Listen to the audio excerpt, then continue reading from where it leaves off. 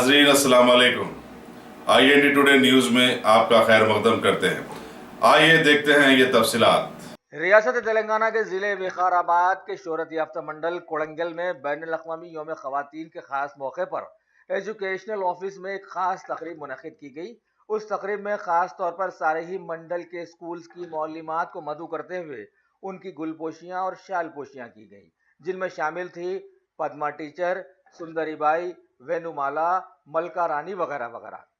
उस तकरीब की सदारत DEO वेंकट रेड्डी ने की, जबकि वहां पर रिटायर्ड गजेटेड हेड मिस्ट्रेस देवी भी मौजूद रही। इस मौके पर खवातीन की हमागिर खिदमात पर रोशनी डाली गई। मल्लैया, पृथ्वी सिंह, आशप्पा और वेणुगोपाल नामी मर्द असातिज़ा भी इस मौके पर वहां मौजूद थे।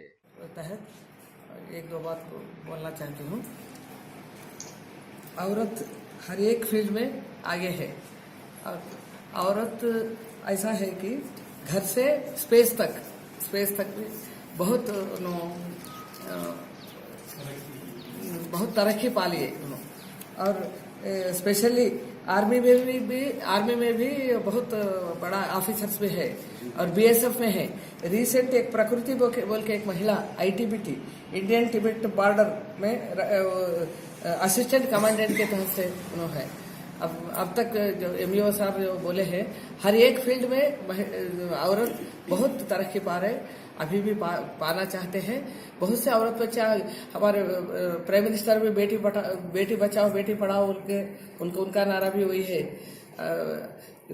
అదే విధంగా ఉప పరిపాలన అధికారిని కింద వస్తే చేసి అంటే సంధ్యారాణి గారు ఆమె మహిళనే, మరి మా విద్యాశాఖ అధికారిని చూస్తే కూడా ఆమె కూడా మహిళనే, మరి స్త్రీ శిశు సంక్షేమ శాఖ అధికారిని చూస్తే కూడా ఆమె మహిళనే, మరి సివిల్ సప్లై అధికారిని చూస్తే కూడా ఆమె కూడా మహిళనే।